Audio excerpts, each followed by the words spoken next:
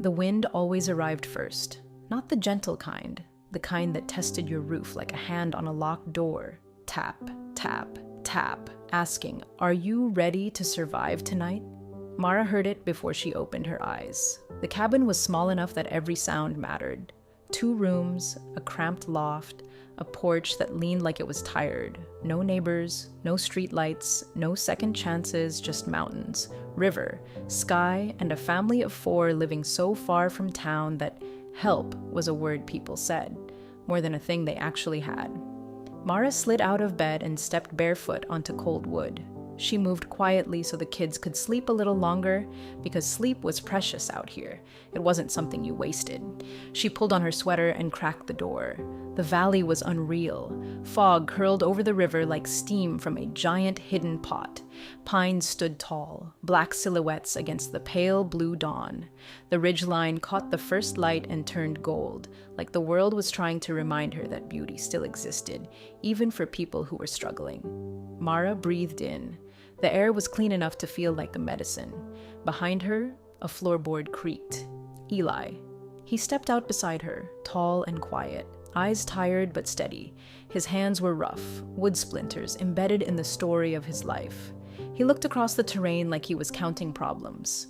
"River's low," he said. Mara nodded. "Garden gets half today." Eli exhaled through his nose. "We'll make it." They always said that. Not because they were sure, because if you didn't say it out loud, fear would. Inside, Juno stirred first. 10 years old, messy hair, too smart for her own good. Toma followed, 7, bright-eyed, always curious, always hungry. Their mornings weren't cute, they were survival. Eli split wood while the cabin still held the night's cold, each axe swing clean and controlled. Mara stirred porridge and dropped in the last of the dried berries they saved for bad days. Juno hauled water from the rain barrel like she was older than 10. Toma fed the chickens and counted them like roll call.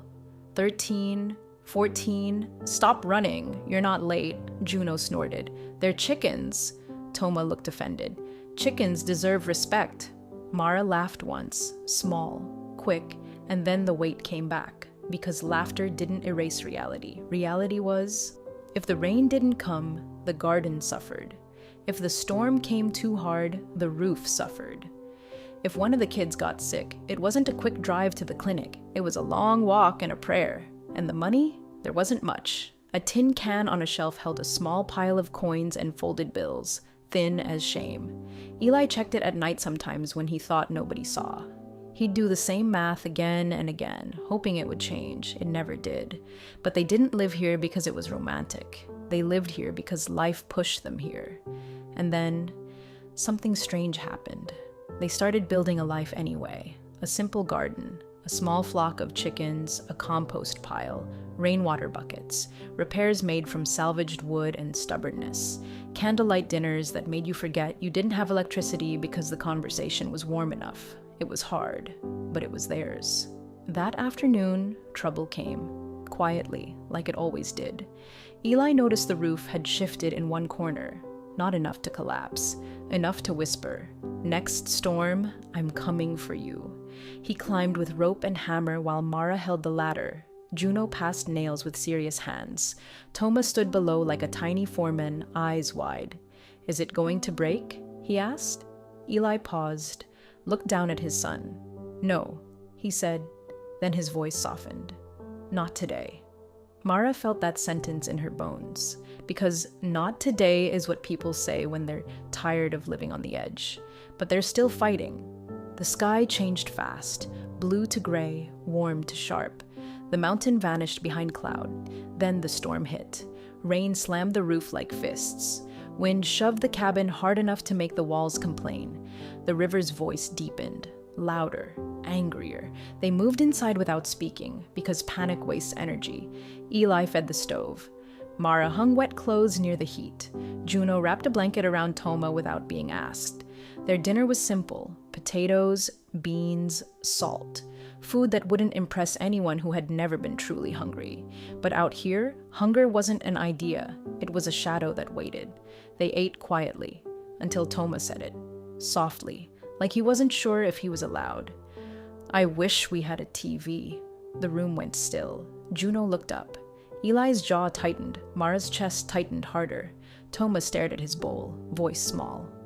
Just so it wouldn't be so quiet.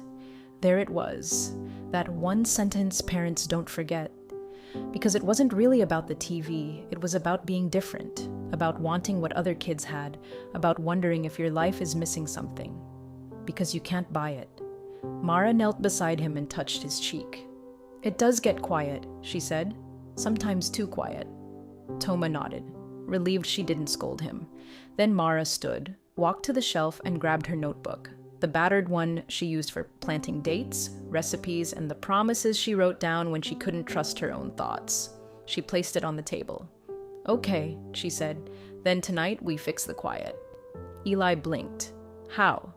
Mara opened to a blank page and slid the pencil to him. Write this, she said. Eli hesitated, then wrote slowly. What we have. He underlined it.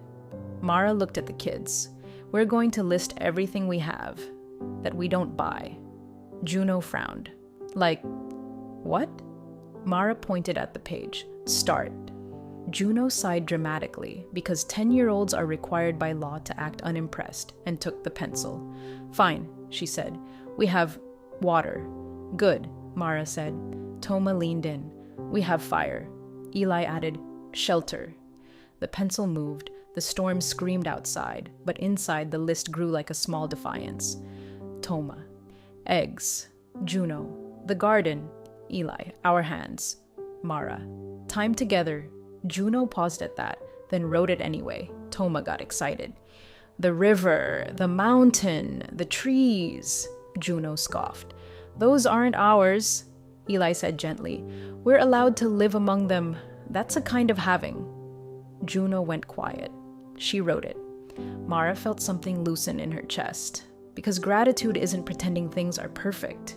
Gratitude is refusing to let hardship steal your eyesight. Toma pointed at the stove. Warmth. Juno added, books. Toma said, stories. Mara smiled. Yes. Eli's voice dropped lower, like he didn't want to break the moment. We have each other. Silence, not the lonely kind, the kind that feels like a hug. Mara lit a candle and set it on the table.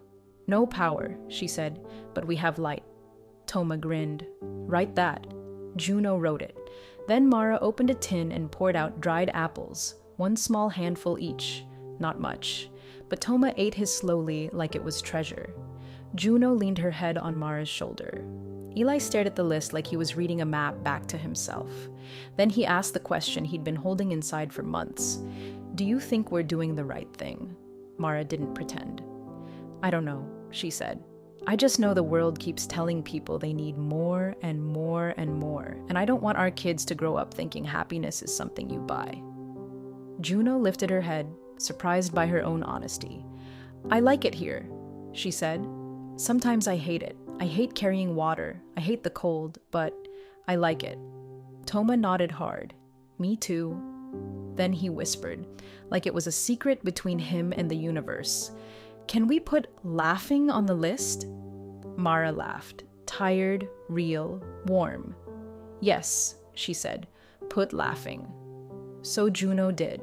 And outside, the storm kept trying to scare them, but inside, the cabin felt bigger. Not because the walls moved, because their hearts did.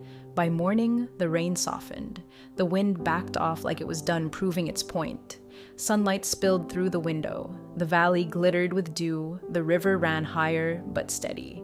And the mountain returned, bright and clear like it had been waiting for them to notice it again. The kids burst outside barefoot. Toma shouted, "Rainbow!" And there it was, an arc across the valley like a promise painted in the sky. Juno ran back inside, grabbed the notebook, and wrote in big letters, "Rainbows after hard days." Eli stepped onto the porch beside Mara. He looked older than he used to, but calmer too. He watched the kids chasing each other through the wet grass, laughter flying off them like sparks. Eli swallowed. We have less than we ever imagined, he said. Mara nodded. Eli's voice cracked slightly when he finished. And I've never felt richer. Mara didn't wipe her eyes. She let the emotion exist, because the lesson wasn't that living simply makes life easy. It doesn't. The lesson is this. Some people spend their whole lives buying things, just to fill a space that only love can fill. Happiness isn't a bigger house. It's a warm stove during a storm. It's a family that turns quiet into conversation. It's children who can look at a rainbow and think, we're okay. That night, Toma asked to hear the list again. So Mara read it slowly, every line. When she finished, Toma whispered, "We don't have a lot." Mara kissed his forehead. "No," she said, "but we have enough." And in a remote cabin, under a sky full of stars bright enough to make you believe in wonder again, a family of 4 fell asleep not in luxury, but in peace. Because the happiest people aren't the ones who have the most.